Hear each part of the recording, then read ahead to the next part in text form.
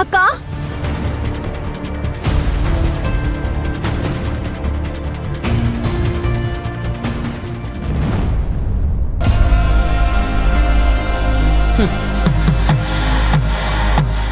మంజు,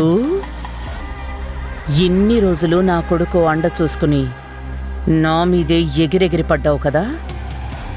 నేను నిప్పంటించాను. ఇక అది ఎలా రాజుకుంటుందో చూడు. నా కొడుకుని నీ కొంగు కట్టుకోవాలని చూసావు కదా.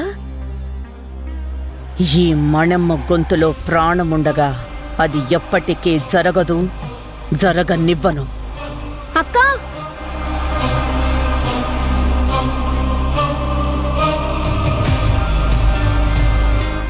ఏంటి ప్రవళిక? అక్క బావ మీ ఫోటోని చించేశాడక్క.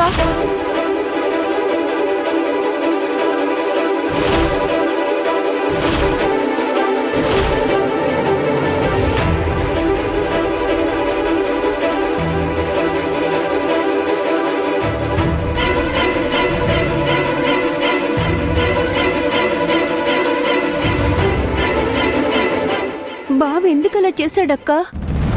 ఆయనకి ఇష్టం లేదేమో ఇద్దరం పక్క పక్కనుండడం. బాధపడకక్క, నేను ఇంకో ఫోటో చేయించి తీసుకొస్తానులే.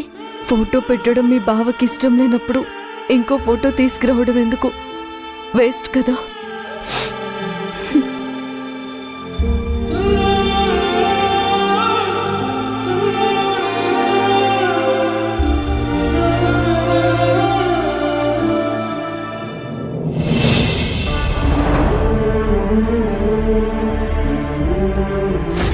ఇంకెవరు?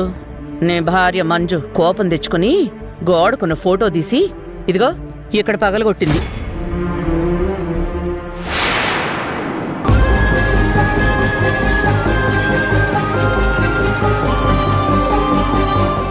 డోర్ ఎందుకు క్లోజ్ చేస్తున్నావు?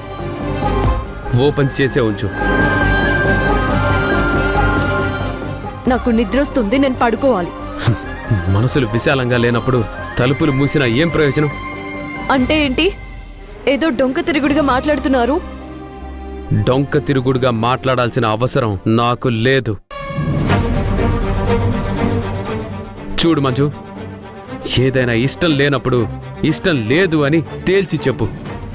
అంతేకాని అవతలి వాళ్ళు అభిమానంగా తెచ్చినవి పగలగొట్టడం లాంటి పనులు ఇంకెప్పుడు చేయకు. చూడండి, నేను మీకు అదే చెప్తున్నాను. ఏదైనా నచ్చకపోతే నచ్చలేదు అని చెప్పండి. మీరు కూడా అలాంటి పనులు ఇంకెప్పుడు చేయొద్దు. నేను చేయడం ఏంటి? నువ్వే చేసావు. లేదు, మీరే చేశారు. పైగా నా మీద గట్టిగా అరుస్తున్నారు. నా హోర్డింగ్లో నీ ఫోటో ఉంటేనే దాన్ని కోపంగా చించేశావు. ఇప్పుడు నువ్వు ఈ పని చేయలేదంటే ఎవరు నమ్ముతారు? హలో సత్య గారు, ఇప్పుడు మీరేం మాట్లాడుతున్నారో మీకు అర్థమవుతోందా?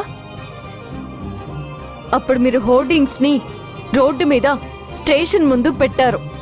అప్పుడు నేను డ్యూటీ చేస్తున్నాను కాబట్టి ఫ్లెక్సీలు ఫోటోలు వద్దు అన్నాను. మరి ఇప్పుడు ఇంట్లో ఉన్న ఫోటో ఏం చేసింది? మీరు దాన్ని ఎందుకు పగలగొట్టారు? మళ్ళీ ఇదొక రివర్స్ గేమా? ఫోటోని నేను పగలగొట్టడం ఏంటి? నువ్వు పగలగొట్టి ఆ తప్పు నా మీదకు తోస్తావా? అబద్ధం మాట్లాడడానికి కూడా ఒక అర్థం ఉండాలి. ఫోటోని మీరు పగలగొట్టి నన్ను నిందిస్తున్నారా? మంజు! సత్య గారు, మంజు, చేసిందంతా చేసి మళ్ళీ దాన్ని కవర్ చేసుకోవడానికి నువ్వు చేసిన తప్పు నా మీదకు తోస్తున్నావా? చిచి, ఆడపిల్లవి, ఎంత అందంగా అబద్ధం ఆడుతున్నావు. మగాడివి తప్పు చేస్తే దాన్ని ధైర్యంగా ఒప్పుకోవాలి. అప్పుడు భార్య కూడా మెచ్చుకుంటుంది. కవర్ చేసుకోవాలని చూడకండి.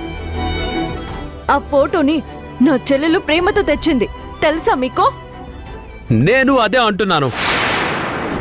ఒకరు తెచ్చిన ఫోటోని పగలగొట్టడం కూడా వాళ్ళ మనసుని ముక్కలు చేసినట్టే కదా. ఎవరి మనసునో ఎందుకు, మీరు నా మనసునే ముక్కలు చేశారు. ఓ, నీకు మనసు అనేది కూడా ఉందా? ఉందో లేదో మీకు మనసుంటే తెలిసేది. నాకు నిద్రొస్తుంది.